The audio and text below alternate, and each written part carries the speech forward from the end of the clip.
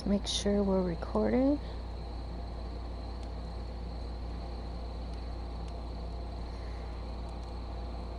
Oh my god.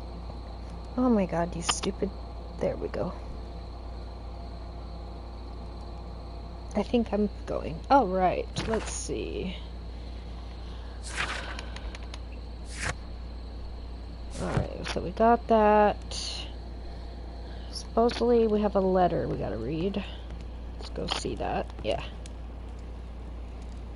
By the way, I'm Serious Graves. Thank you for watching my channel. Please like, subscribe, comment, tell your friends to do the same. It'd be awesome. And we are playing Sherlock Holmes Crimes and Punishments, and this might be the final video. We might have one more, I'm not totally sure. But anyway, thanks for joining me. Sensational and exotic method of murder. The arsenal of our present-day criminals may soon be refilled with poisonous plants. A young and beautiful woman, in a collaboration with her colleague at Kew Gardens, planned the terrible murder of their director, Mr. Montacute Dunn. Only one detective was capable of uncovering the truth behind a tragedy. That was initially believed to be a simple heart attack. The detective's name is Sherlock Holmes, because I'm the master. Okay. Let's go to our new case. Half Moon Street. Let's go.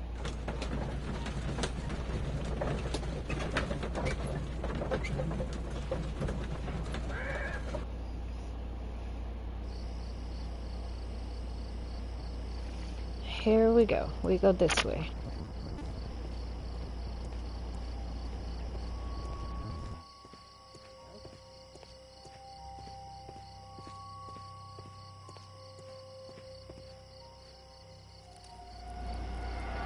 Please, gentlemen, leave the scene now.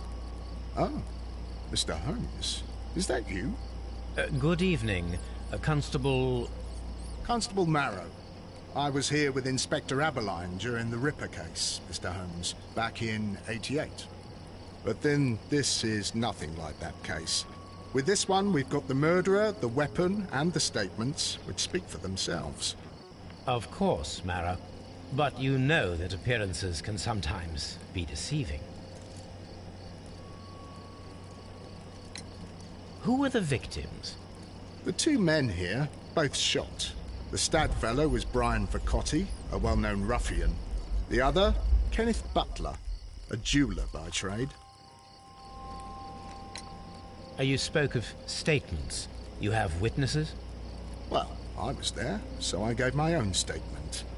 And then there were two other witnesses who said they saw the killer Chapman. Mr. Turner, a gentleman who lives in that flat over there. And Polly Powell, a flower seller, who was over at the far side of the street. So, Constable Marrow, I should be delighted to hear your testimony. I was standing at the north side of Half Moon Street. That was the side that you came from. But you would have been unable to observe this part of the street, where we are standing now. That is correct. But I saw the two victims slowly enter Half Moon Street, and then shortly after, the fireworks started. A few minutes after that, the fellow Chapman rushed towards me and ran into Half Moon Street. Please continue. I didn't pay attention, but suddenly I heard a woman's cries and police whistles on the other side of Half Moon Street. I rushed over there and I saw the two dead bodies on the ground. When I reached Whitechapel Street, I saw Leighton Chapman. He'd been caught by two police constables. Did you hear the shots? I didn't hear any shots. The fireworks were all over the sky. They were so loud I couldn't hear anything else. What were the fireworks in honor of, Constable? Well, today's Queen Victoria's birthday, Mr. Holmes. Yes, I appear to have lost track of the days. It is May now, of course. Constable Marrow, what else caught your attention while you were running through Half Moon Street? I saw nothing but rats, and I took the time to light every corner with my lamp. Did you happen to look up at Mr. Turner's window when you were on Half Moon Street at that time? Yes, I saw that the window was open, but no one was there. It was dark in the room. Constable, your statements have been of great value to me. Okay. Now...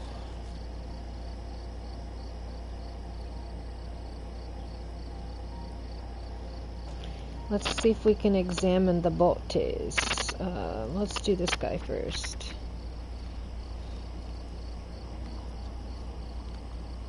A tattoo from Westgate Prison. Vicotti must have done some time there.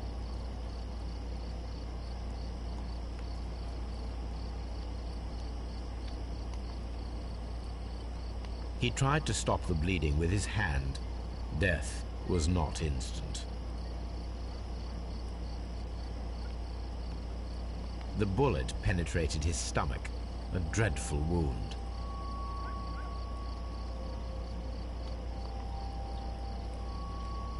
Brian Vicotti suffered greatly.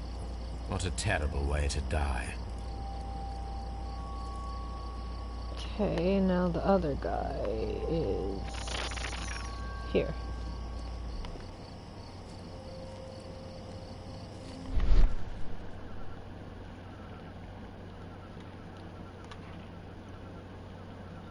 A piece of wood that has stuck between the cobblestones. Let us take a closer look.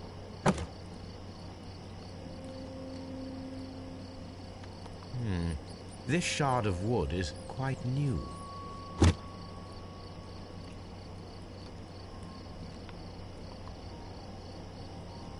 The bullet struck his head.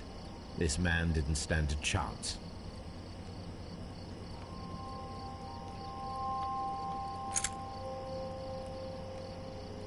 This is an ordinary key. I wonder what kind of door it opens.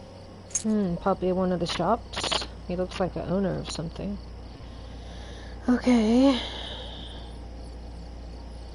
After...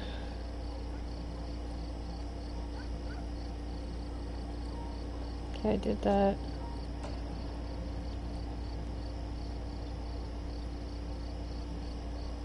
So... let's go talk to this dude. He's the guy that said is a witness. Good evening, Mr. Turner. I heard Constable Barrow reply to you as Mr. Holmes. Are you that detective, gentleman? I've heard of you. And, well, I know things about this evening. Excellent. Might we hear your story? After I check you out.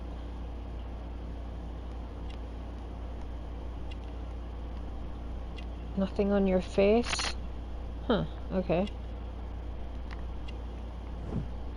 Metal class, balaclava, criminy, war veteran. Got it.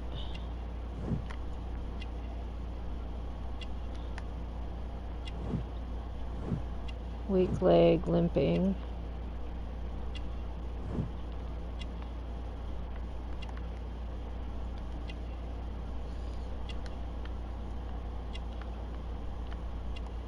There's something up here. There has to be.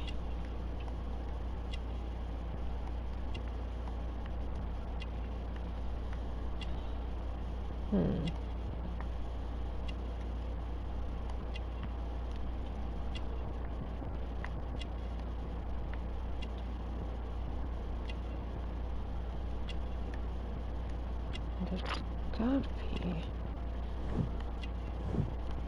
Yes, I got that. Something in your pocket? Oh, finally. Missing buttons. He's poor. Okay. Could you tell us everything that you may have seen or heard?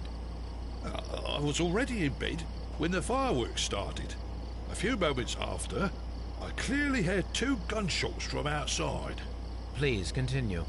I quickly got up and I grabbed the lamp from my nightstand and I rushed towards the window.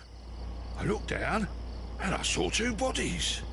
And there was a man with a gun who was standing nearby. Where exactly? Well, near this body. Did he notice you? I don't think so. He rushed towards Whitechapel Street without looking around.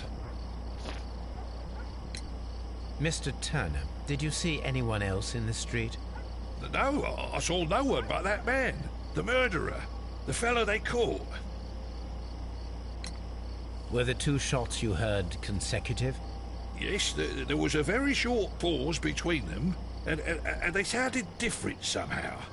It seemed to me that the second shot was louder than the first. That is an interesting comment. Mr. Turner, what were your actions after you stepped up to the window? I was afraid that the man with a gun might return, so I stayed close to the window till I saw the policeman coming in the Half Moon from Whitechapel. Then I walked out to tell them everything I saw. You have helped us a great deal, Mr. Turner.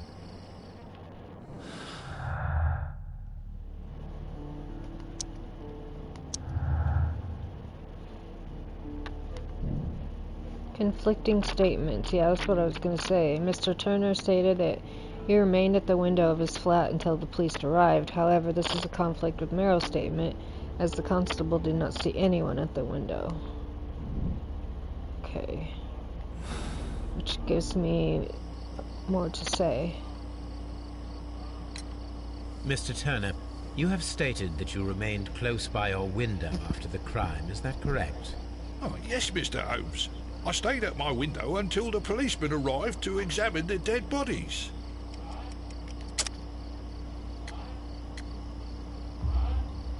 That is very interesting, Mr. Turner. Constable Marrow stated that he did not see anyone at the window when he was running through Half Moon Street. Well, I think Constable Marrow and me, we might have been distracted by the whistles and shouts coming from Whitechapel. We could have missed each other somehow. You understand what I mean? It was a bit of a stressful moment, to tell you the truth, sir. Allow me to form my own theories, Mr. Turner. Would you mind showing me the view that you had from your window?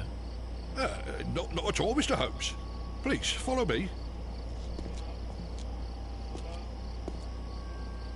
Mr. Turner appears to live very modestly.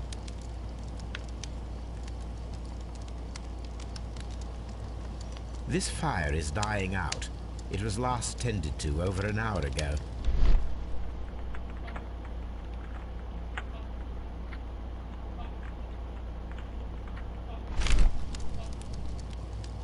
The papers are almost entirely burned.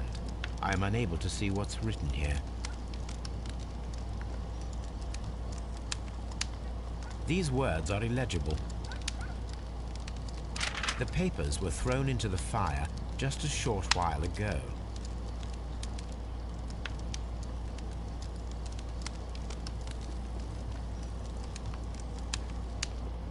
Mr. Turner was roused from his bed by the sound of gunshots.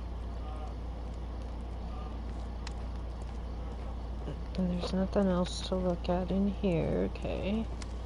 If you don't mind that I'm snooping through your house.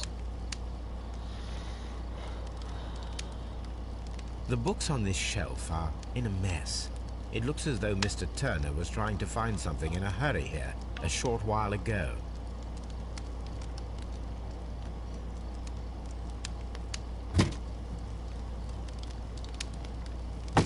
A perfect match. So, Mr. Turner broke his stick when it became stuck between the cobblestones. He did not mention that he was so near to the victims. He has some splaining to do. Let's go talk to him.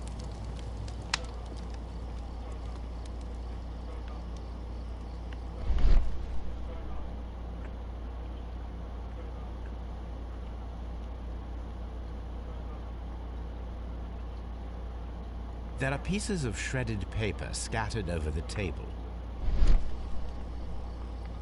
This kitchen knife is quite sharp. This kitchen knife was used to cut the paper.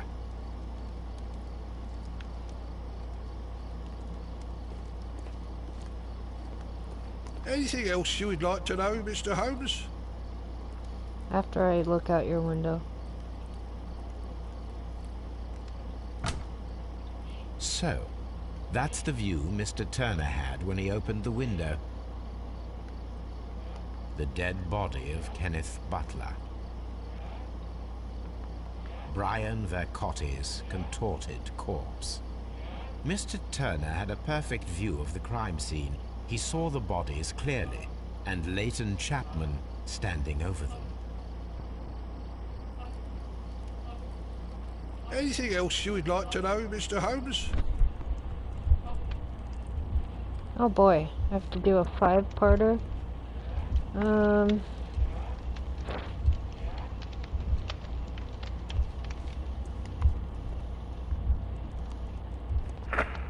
That's one. And then, what are you doing there?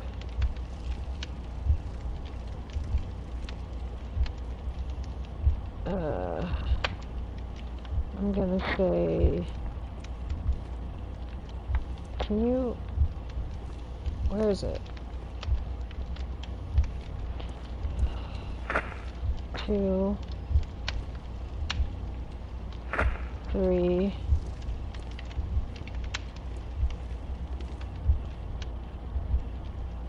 oh shit, no.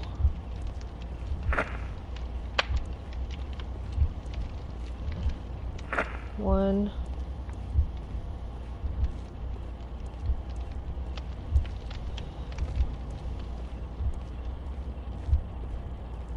2, cut paper, place broken stick through something in the fire, place broken stick, so, cut papers with knife, 2, this one, and this one. No, it didn't happen this way. Well, I don't know.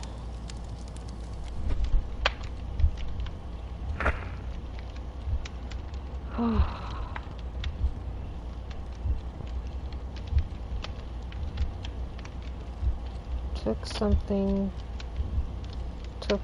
place broken stick. So, hold up. So this one has to be 1. And then this one has to be 2. And then 3, 4,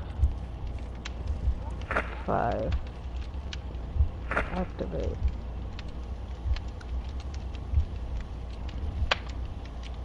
No, it didn't happen this way.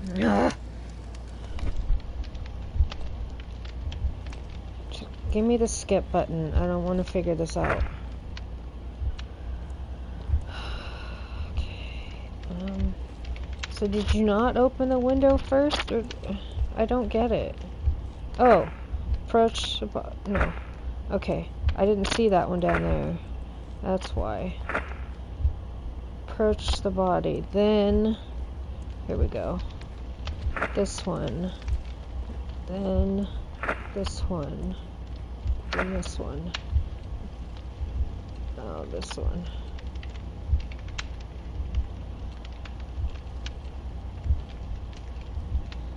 Now it's letting me do it.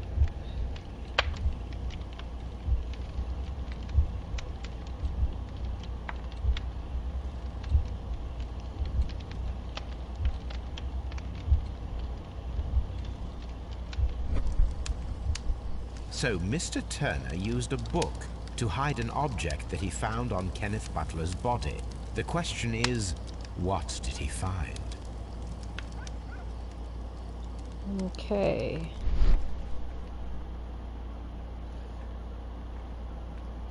I can see prints from greasy fingers upon the cover of this book. Let us take a closer look. Well now, what a find! A precious jewel concealed inside a book. A bracelet with a unique ram's head design, a distinctive feature of ancient Grecian artifacts, probably of the Hellenistic era.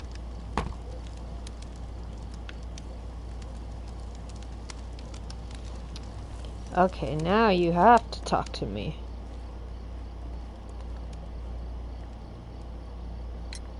Mr. Turner, how would it be possible for a man of advanced years, such as yourself, to rush from his bed to the window in a matter of seconds, as you have stated? Well, I'm able to move very quickly, despite my age, and when the situation requires it, Mr. Holmes. I highly doubt that, Mr. Turner. I observe that you suffer a severe limp due to your injured right leg. It would have taken at least 10 seconds for you to approach the window. That means you could have easily missed something, or someone, in Half Moon Street during that time. You're right, Mr. Holmes. I could have missed something. But it did seem to me that everything happened so quickly. Oh, time can pull tricks on you. And what of everything else that you told us? Mr. Turner, it is vital that we have your complete and true statement. Mr. Holmes, I do assure you that the other things I said were most sincere. Mr. Turner, you were not sincere with me. Not then, and not now. But Mr. Holmes... This, Mr. Turner, does not look like anything that a poor man might possess. It is worth more than the home that you live in. I can explain. No, merely correct me if I am wrong. You saw Leighton Chapman through the window, but you also noticed a glittering object on the ground, this precious jewel. You walked down and took the bracelet from the body of Kenneth Butler, and when you heard the whistles, you hurried away. That broke your walking stick. It caught fast between the cobbles. Constable Marrow was unable to see you in the window as you were climbing up the stairs on your way back to your flat. Upon returning home, you hid the precious jewel inside a book. Mr. Holmes, please don't send me to prison. I didn't do anything bad. I'm just a poor man. When I chanced upon the bracelet, I saw it as an opportunity to make a little money. I was desperate. I only took the bracelet, that's all, I swear. You made a mistake by lying to me. But you are not a criminal. I believe that. Although I must return this bracelet to its rightful owner. Okay. Leave. Go down to the street, and then we'll go talk to the guy, Wiggins' brother. Okay. Investigate the crime scene. Interrogate Leighton. Investigate ancient bracelet. Yeah, we have to go back to our archives. Okay.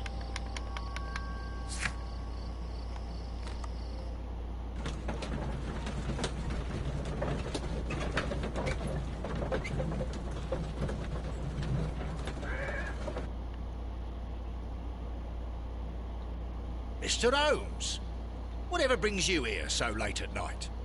I'm interested in the case of young Leighton Chapman. He was arrested earlier this evening and accused of a double murder.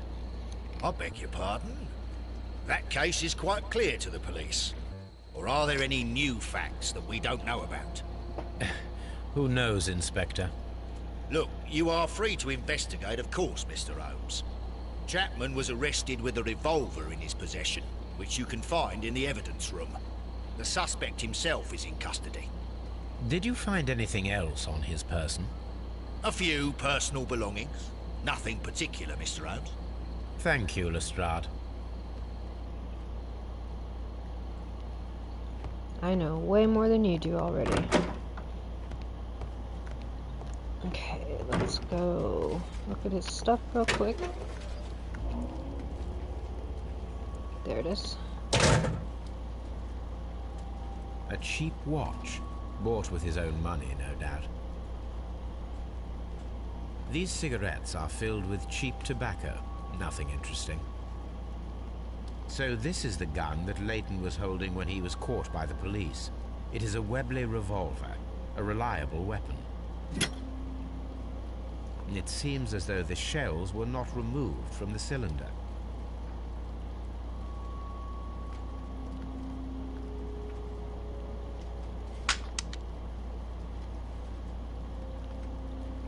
2 out of the 6 shells have been fired. There were 2 shots.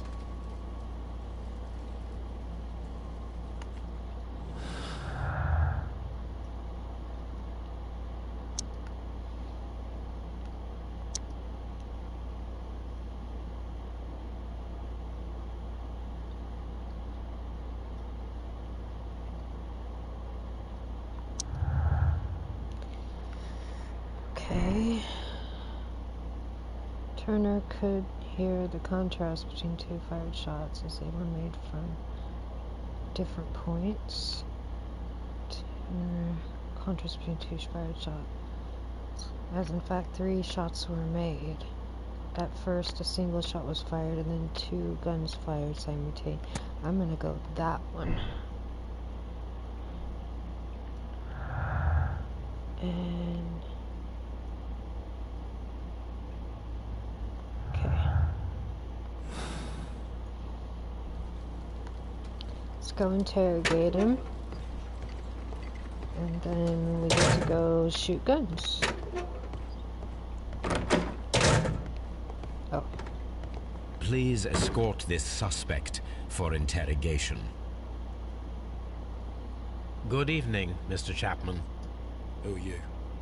I've got nothing to say. It's all a mistake.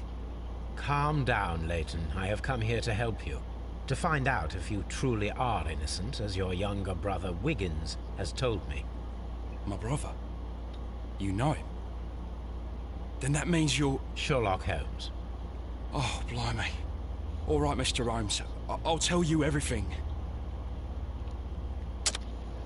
After I check you out.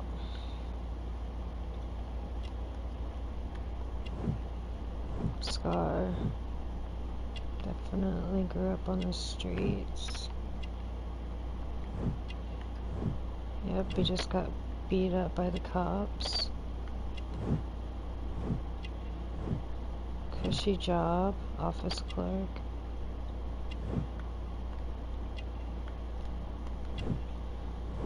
Oh, he was in prison before. Good. Tell me your account of what happened.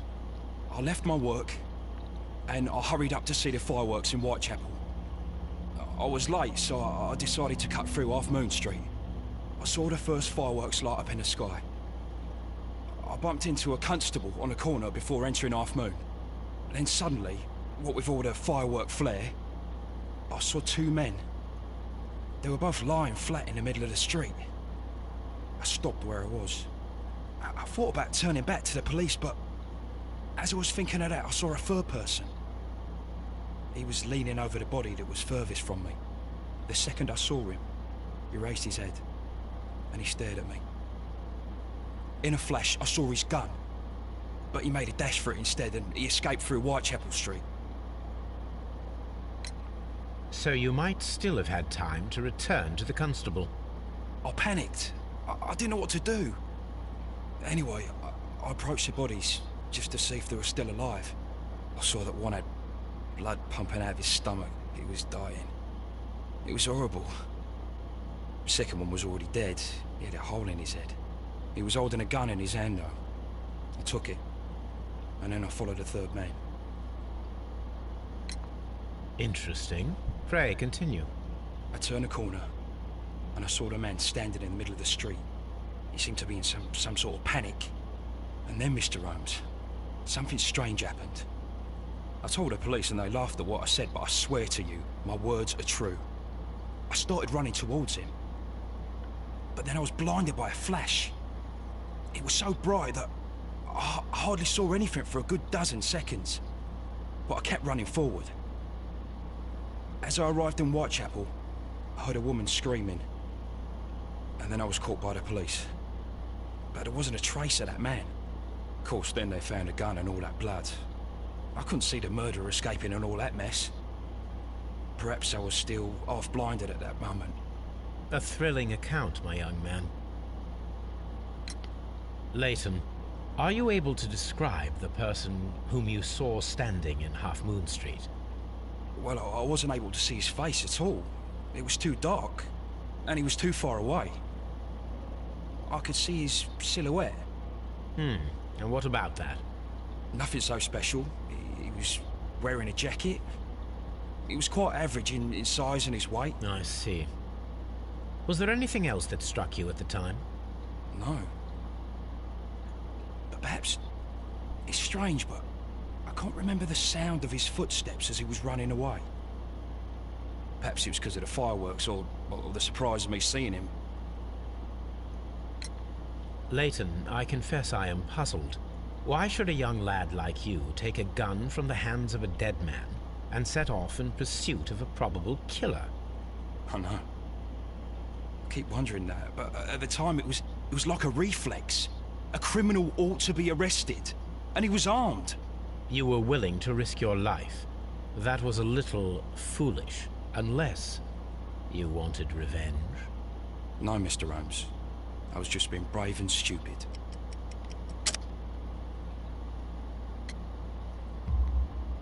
I'm sure that you were, but I believe that you may have recognized one of the victims, Brian Vercotti.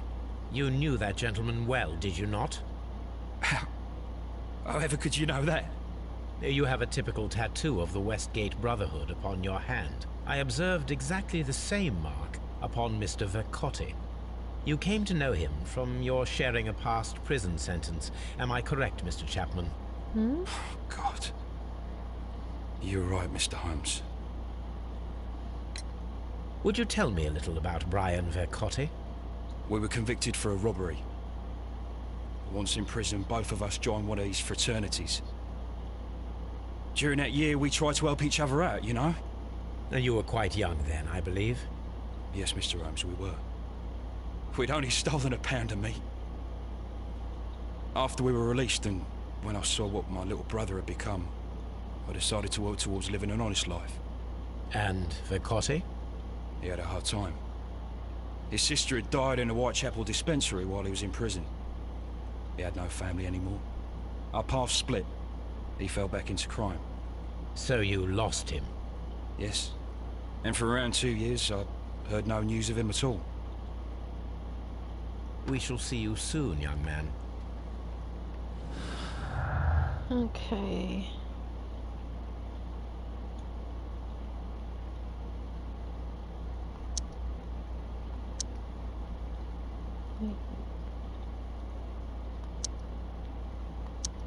I don't think, yeah, I don't think that goes with anything. Then why'd you tell me to go this way?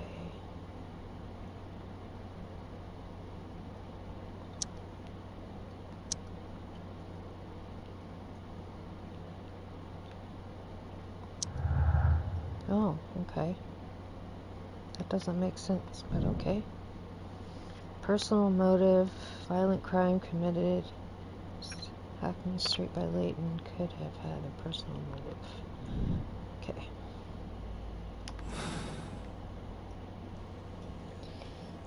Now, let's see. Gotta go back to our office, I believe.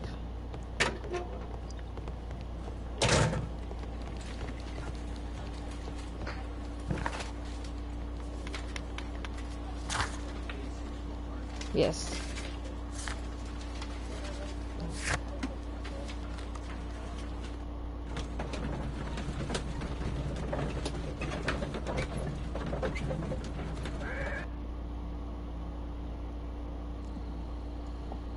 And now we have to... Where's the encyclopedias?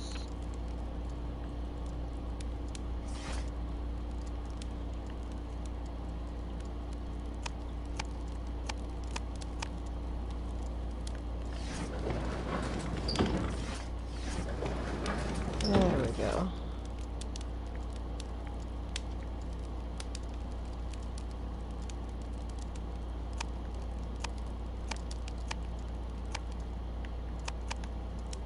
That is not the one I need.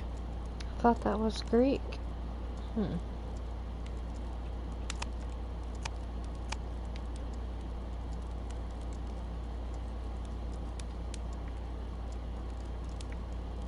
That is not the one I need. Well, which one is it then?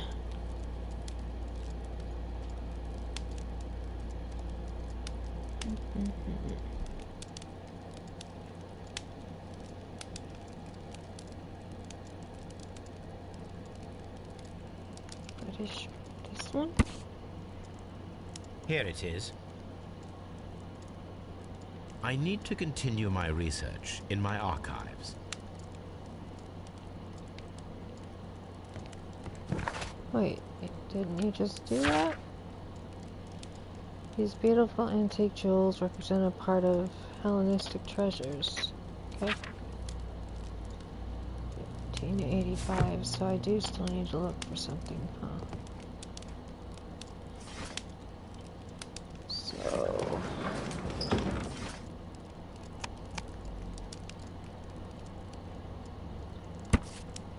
Here it is. One of the victims, Kenneth Butler, was involved in the story of the stolen Hellenistic treasures. A visit to his pawn shop should tell me more.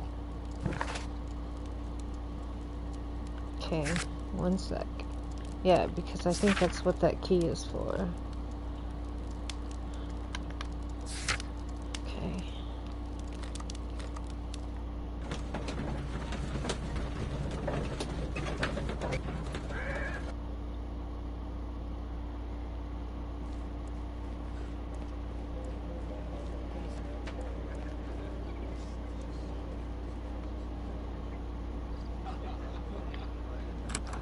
Mr. Butler's key matches the lock.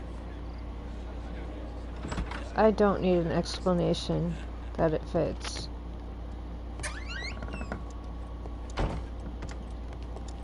Okay, what are we looking for?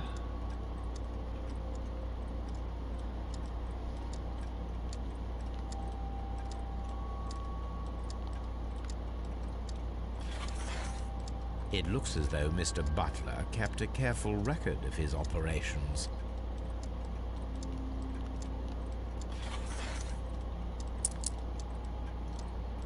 The ram's heads. This necklace belongs to the 5 Rams of Mittelin collection. Interesting. That means that Kenneth Butler owned a part of this collection all this time, 10 years after the theft.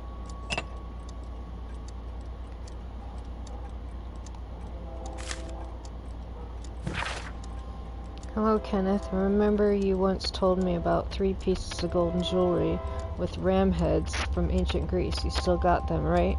Well, good news for you. I found a man loaded with money who's crazy about those jewels. He's ready to fork out a small fortune. Can arrange a meeting with this money bag for you, but I want you to cut me in on the deal. I'll be waiting for you at the crossing of Great Alley and Half Moon Street on Sunday evening before the fireworks. Brian. Okay, well that explains the meeting.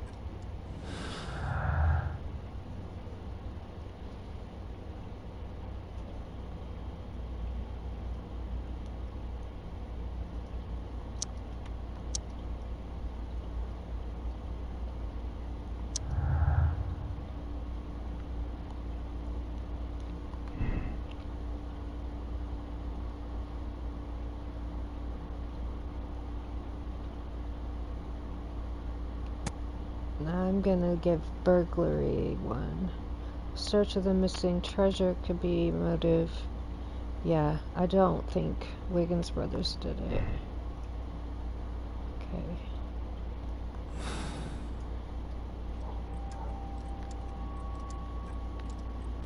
Okay, that... Oh, there's something else that I can look at.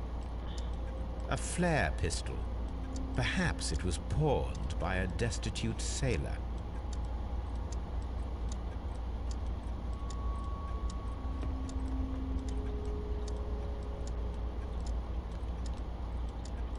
Oh, maybe I have to use that later, because there's a question mark on it now. Okay. Anything else in here I have to look at? Oh, yep. Crampons and a sharp ice axe would only be brought here by a mountaineer. Which explains why that guy didn't hear the dude running away, right? That's what I think. Okay. So... Okay. So now what? There was a possible crossfire between Kenneth Butler and Brian Picotti.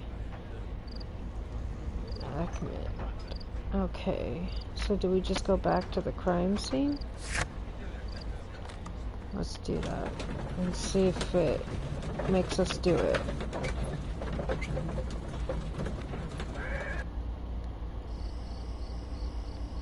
Okay.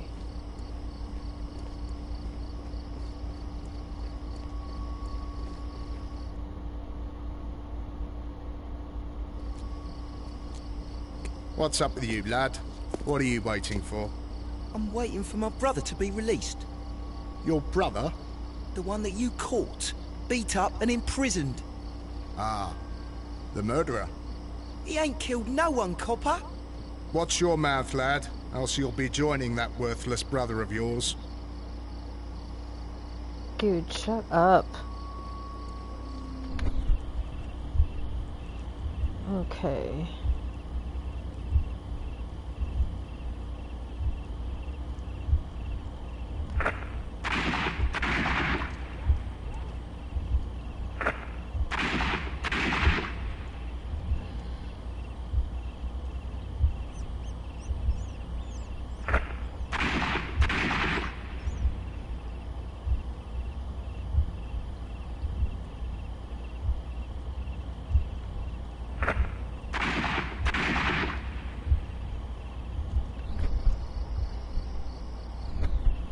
No, I think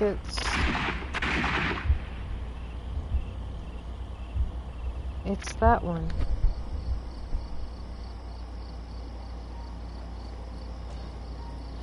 Oh, this is always confusing.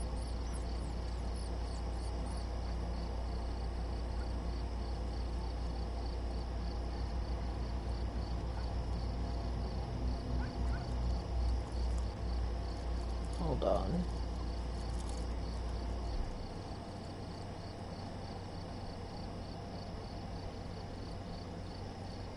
No, I don't want to do that yet.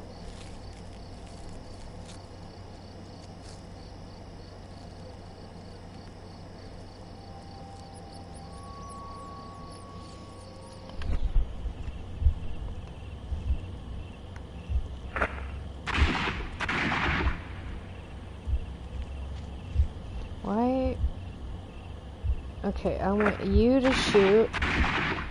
Now I'm gonna go look at the wall. It'll let me, and then maybe it'll say something. I am unable to see any higher. I need to find something to lift my lamp. See, that's what I needed. Okay.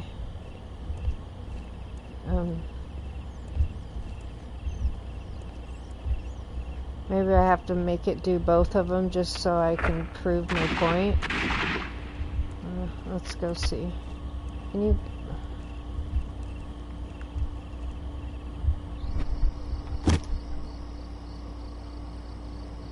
This should be useful. Okay.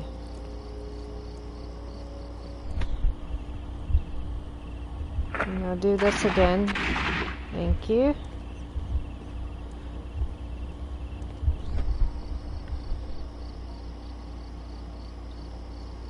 Nothing interesting here.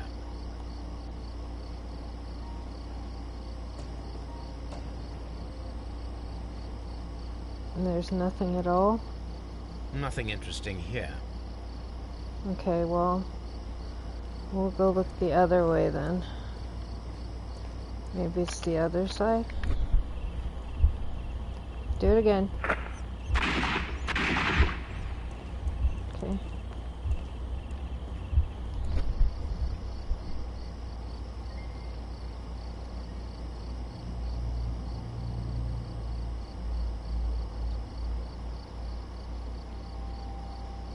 Is that it? No.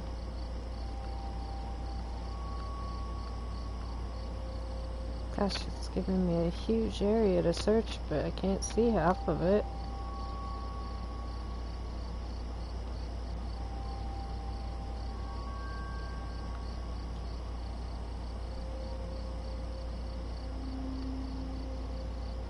This is most definitely a bullet hole. The brick cracks are fresh. Watson, there was a third shot fired in this street.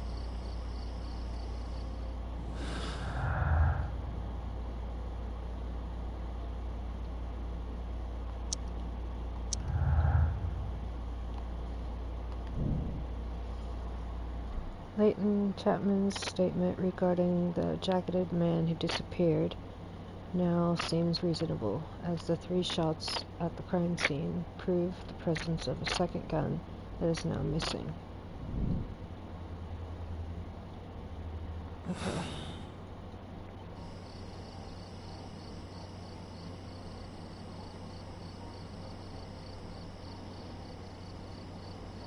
And do what now?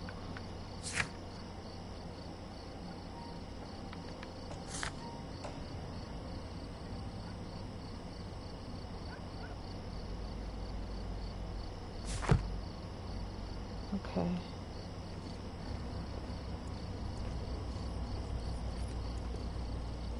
Constable Marrow, I would value your assistance in this investigation. It would be my pleasure, Mr. Holmes. I would like to make sure that there are no places in Half Moon Street where a man could hide while you were running through it with your lamp. All right, Mr. Holmes, what should I do? Take your lamp and start walking, just as you did before, and try to find me. Understood.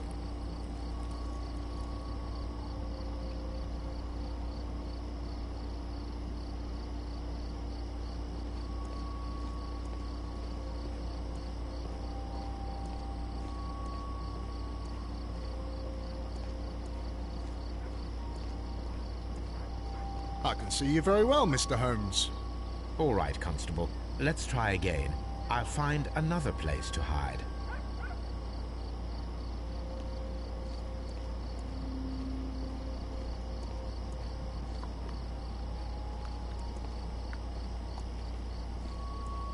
You're right there. Come on. Dude. Okay. Can I... There. Here you are, Mr. Holmes. All right, Constable. Let's try again. I'll find another place to hide.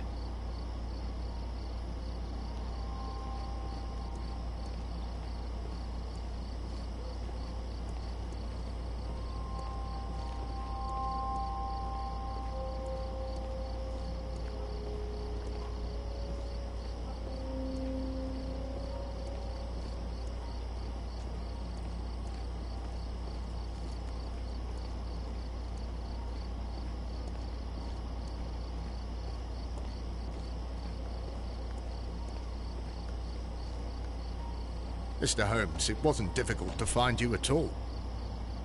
It is obvious now. No one could escape Constable Marrow's lamp while hiding in the street.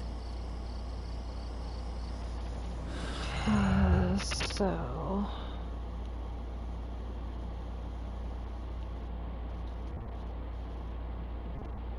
What corner? No one could hide in the shadows. It's a single run through this narrow strip of lamp. What could reveal in every corner?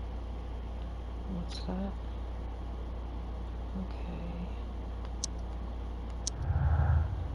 Okay. Yeah. We can assume that there was one more person at Half Moon Street at the time of the crime. Then there was no way forward or back for his escape, only up. Let us reenact the action. Recreate the fireworks described by Leighton and attempt to climb the wall. Okay. So now we have to go back to the pawn shop, because that's where that stuff is. Pick up the flare gun and the climbing equipment.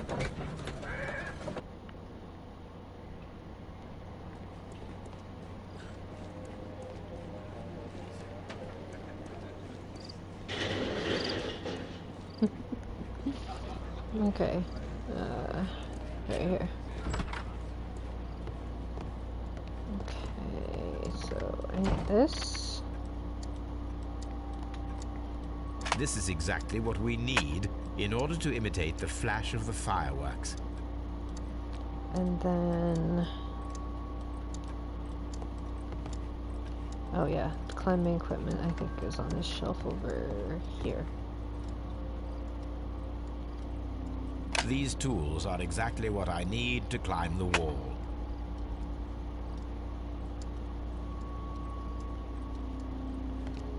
Okay, so...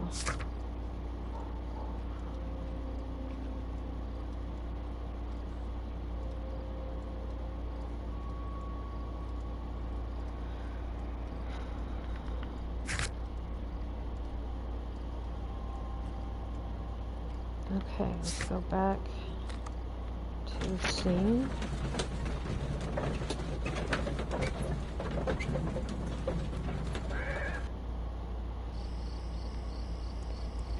Talk to Constable Merrill again. And let's do this reenactment.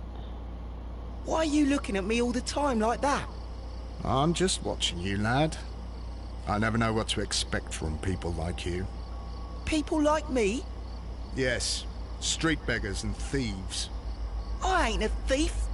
Oh no? Then where did you get whatever it is that you're gnawing on? I very much doubt that you bought it. What ain't seen can't hardly be stolen.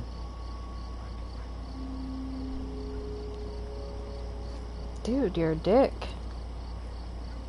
Constable Marrow, Watson, I would like to perform another kind of reenactment with your help. I'm listening, Mr. Holmes. I want to check if Leighton's testimony can be trusted. If someone could vanish into thin air at a specific moment.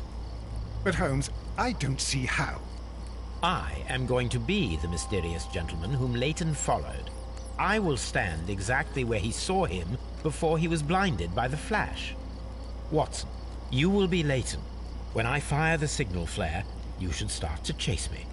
I understand, Holmes. You, Constable Marrow, just play your part and do exactly as you did. Just, please, wait 5 seconds after the signal flare. I doubt that Polly Powell would have screamed any earlier. As you say, Mr. Holmes. Let us begin then. Catch me if you can.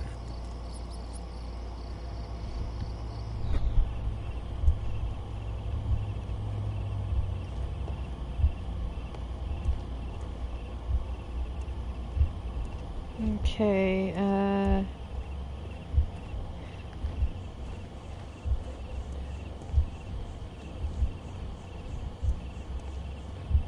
This wall is cast in shadow. It would be difficult to see anyone scaling it.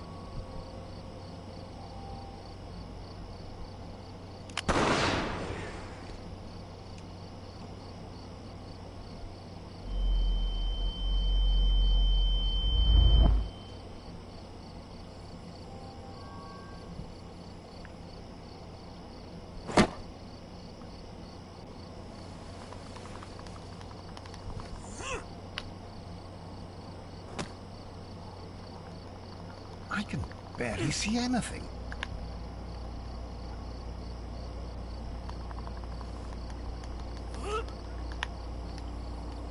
Holmes? Where? Are you there? My God, a man can't just disappear like that. Holmes? Holmes? Where are you? I cannot see you, Mr. Holmes. Dr. Watson, it seems that Mr. Holmes has disappeared. Don't worry, gentlemen. I am up here, above your heads. How on earth did you get up there, Holmes? I am using crampons and a climbing axe, although the person we are looking for did not leave any traces of such tools. Constable, is there any way to get to the top of this building? Yes, Mr. Holmes, I can show you. The door to the building can be found from Whitechapel Street. Gentlemen, I am on my way down.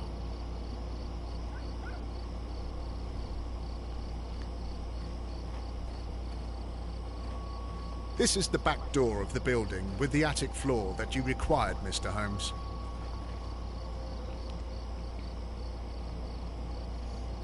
Okay. Let's see if we can find anything up here. These shards of glass are from the window above.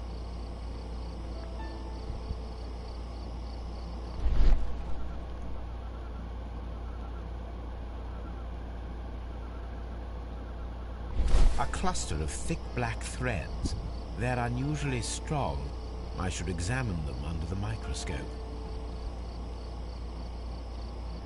It's empty.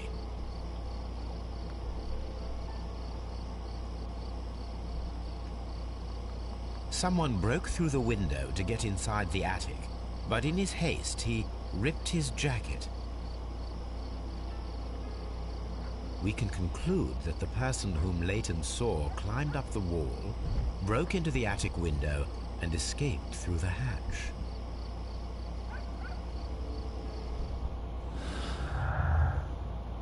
Okay.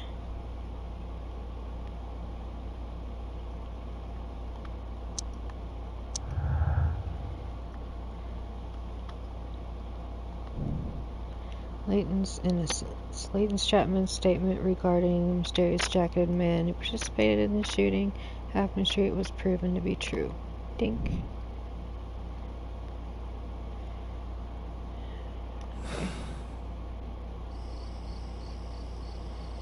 So...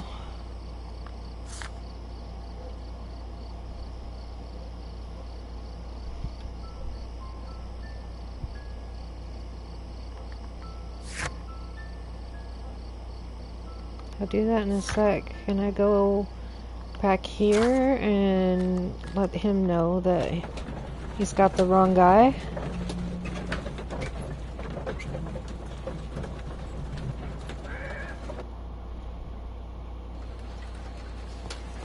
Because that only seems right. Hey. Mr. Holmes, what is the trouble with that lad? Isn't he guilty of murder? Oh, I guess I gotta talk to him first. I can't just tell him what's going on. Tell old Wiggins that I'll be fine. What? So that's not what we do. Okay. I guess... Oh, we did that.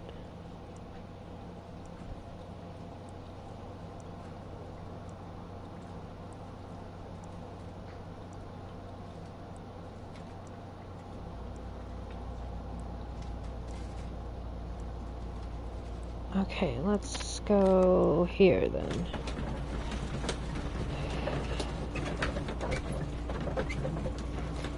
And then after the analysis of the stuff, we will go, who knows? Because it's nighttime, maybe I'll just call it. Okay. Let us take a closer look.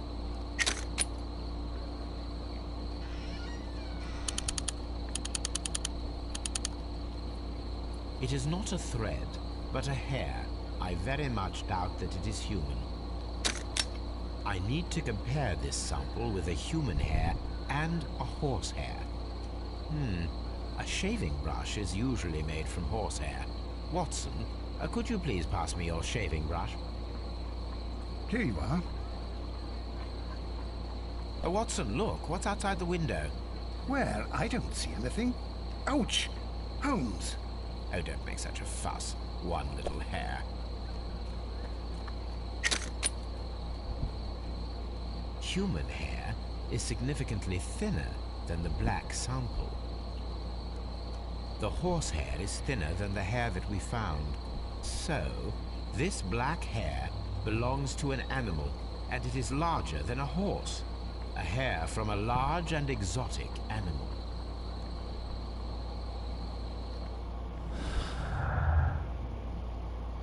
Okay, what do we got now?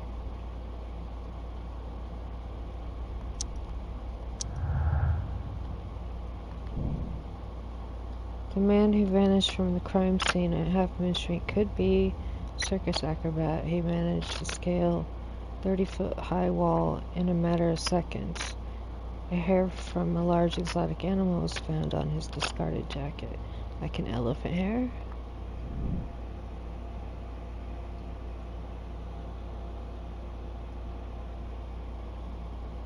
Okay. We're gonna find a circus now?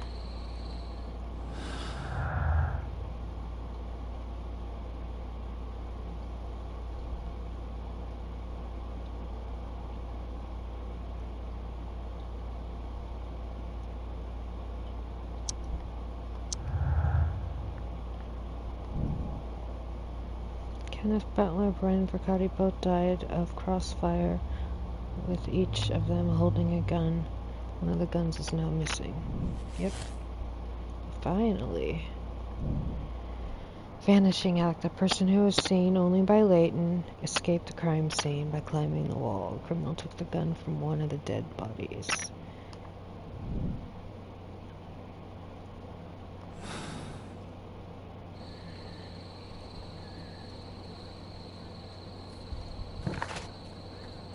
Okay, so we'll go back here and talk to Wiggins.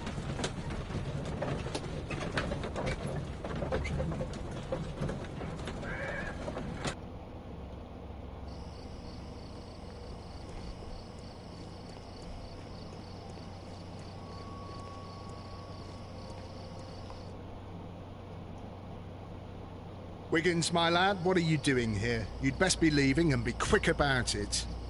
I've done nothing wrong. You'd learn more by watching Mr. Holmes. He knows exactly what he's doing. Not like you. Oi, watch your tongue.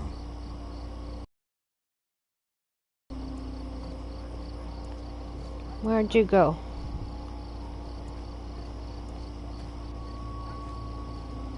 Wiggins, where'd you go? God, it's too freaking dark.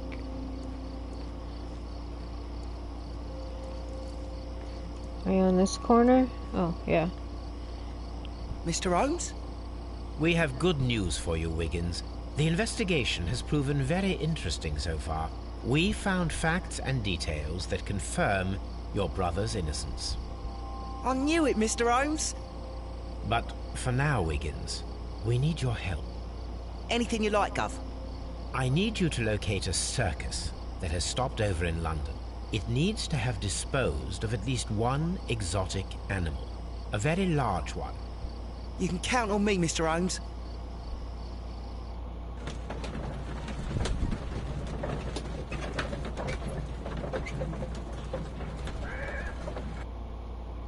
The next morning, very early. I do hope that those children don't get into trouble, Holmes. Don't worry, Watson.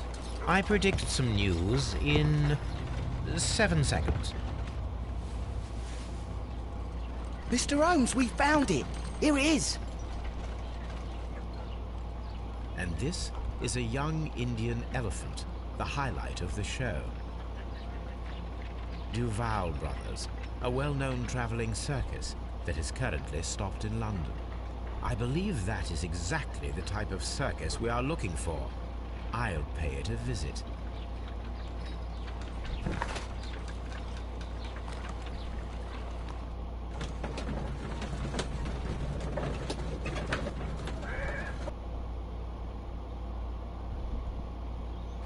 Aye, you! Stop right there. Good morning, sir.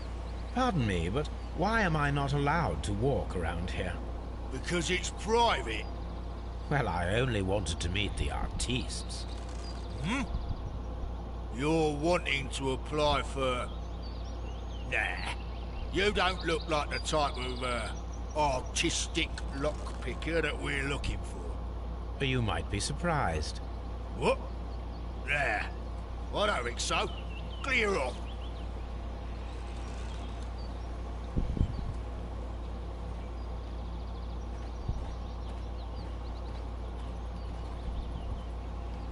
I have to leave?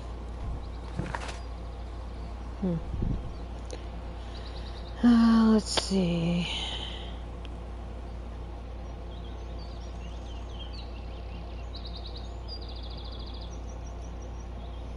But it doesn't let you go anywhere. Oh.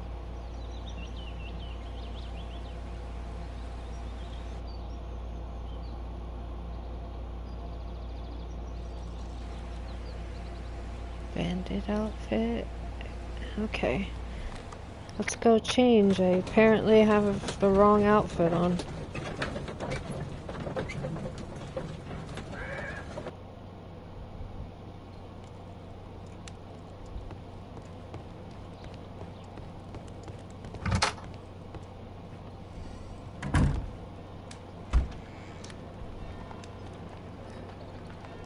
Okay.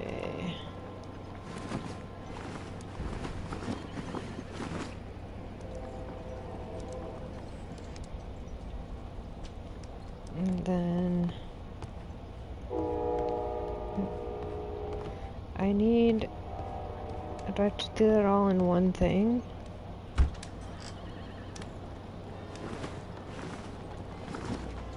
Oh, damn it. I want that one. Oh, and then I want the hats. Okay. I need...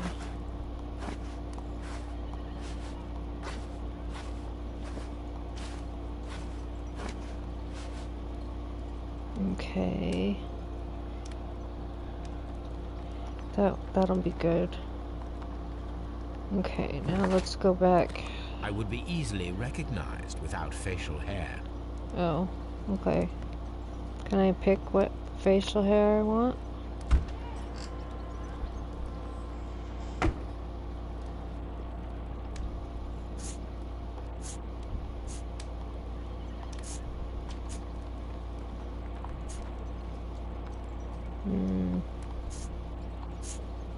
That looks funny.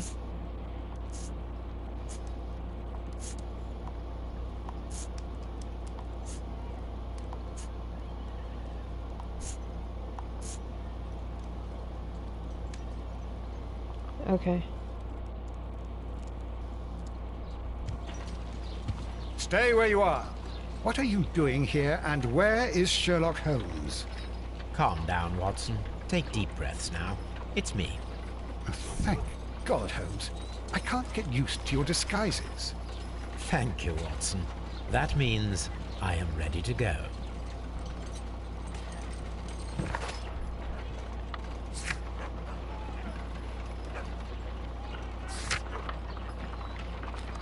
Let's go.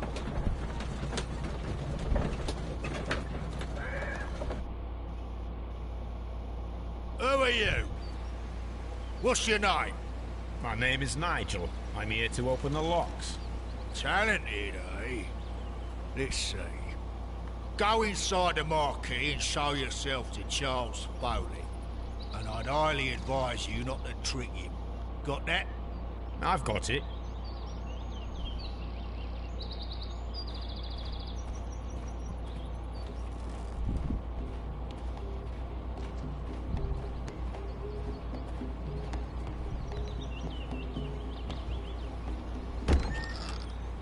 So, everything is here, just as you asked. Now what about the money? Some of the barrels are wet. Transportation issues, it couldn't be helped. Whatever. We'll be here after midnight to pick up the supplies. I want to be paid first. No. You'll be paid after we make the transfer, as I said. Right. I hope that no one saw you. The police are on the lookout. Of course not. I'm a professional. Glad to hear it. Be ready for tonight, then.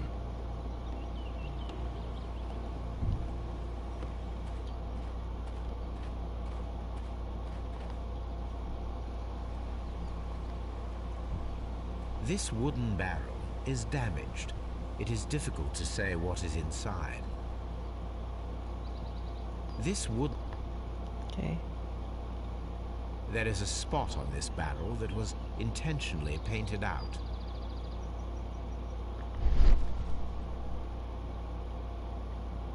The crest of the Honorable Artillery Company.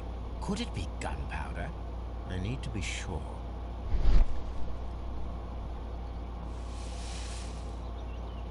Judging by the fractions and the scent, I can confirm that it is, in fact, gunpowder. The barrels are roughly clustered. It seems as though they were brought here in a hurry.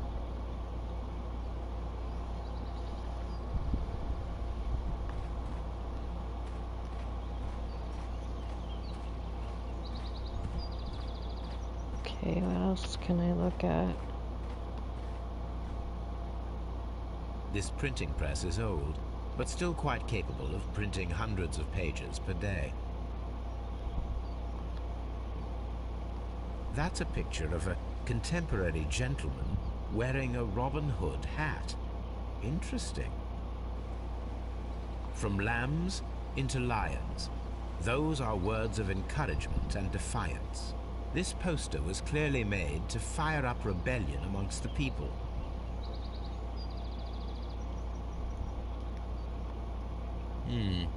There are enough posters to paste across half of London's walls. Powder kegs, a printing press, and a great many blank papers. All of this was stolen by the Merry Men quite recently. And these poster samples. I am quite sure it is not a coincidence. The Merry Men are planning some sort of sabotage. Stop right there.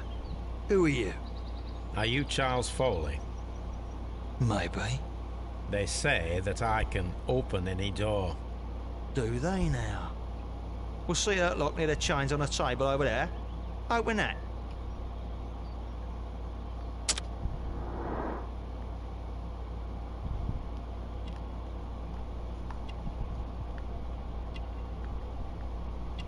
Nothing on that ugly face of yours, huh?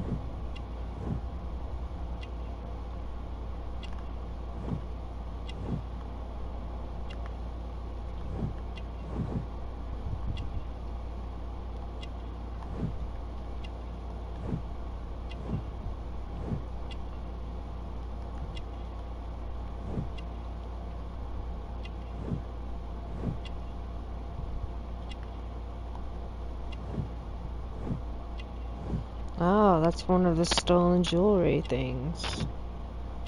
Okay.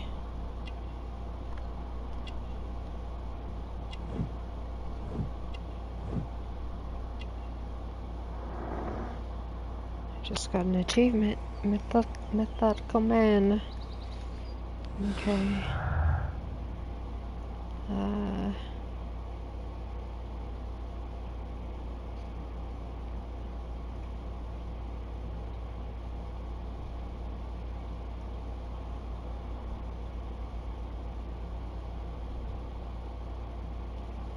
The hell goes together then?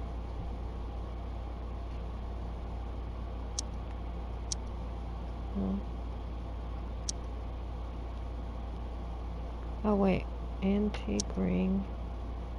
Okay, and maybe this?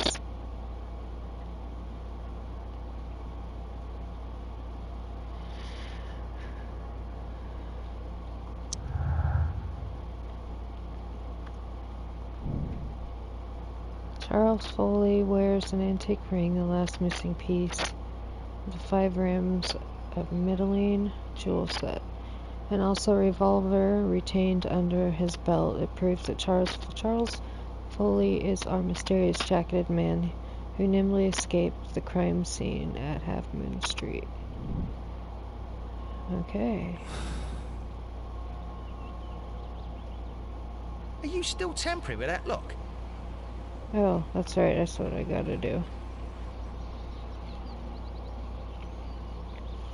I hope this isn't a hard one. Okay.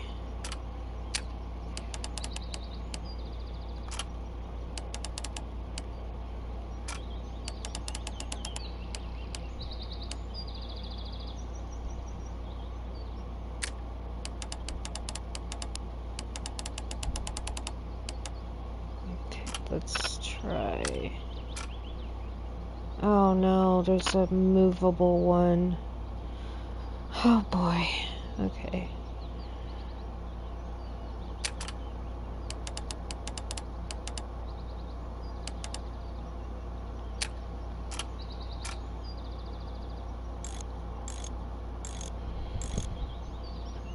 Okay, I have to see that somehow.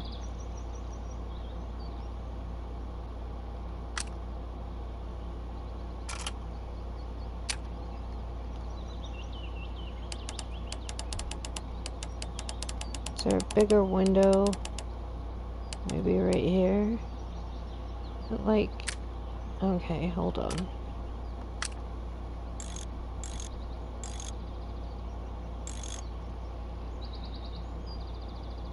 So what if it's like that?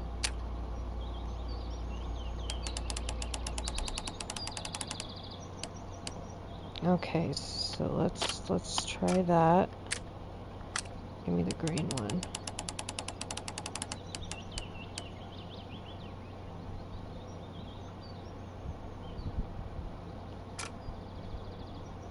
Okay, before I move that, let's make sure.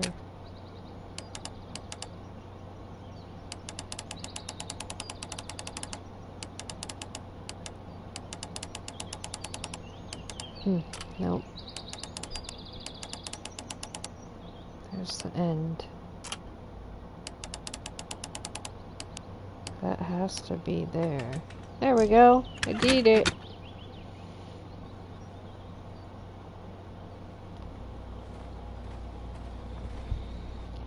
Ah.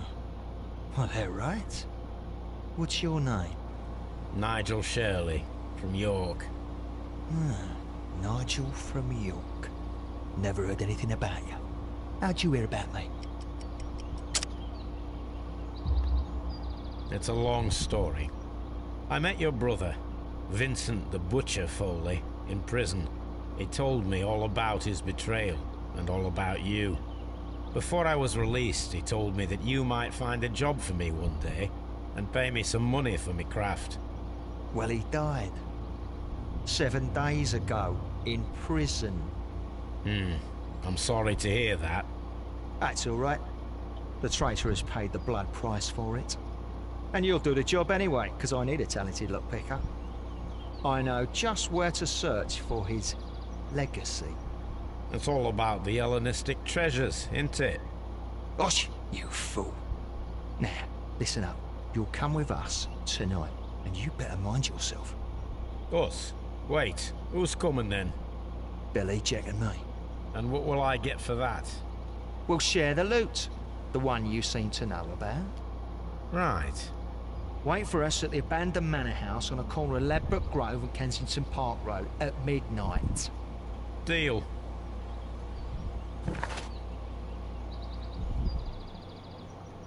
Okay, let's look at...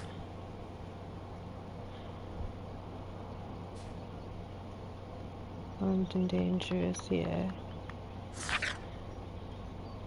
Okay. Okay, I think I'm gonna wait to do this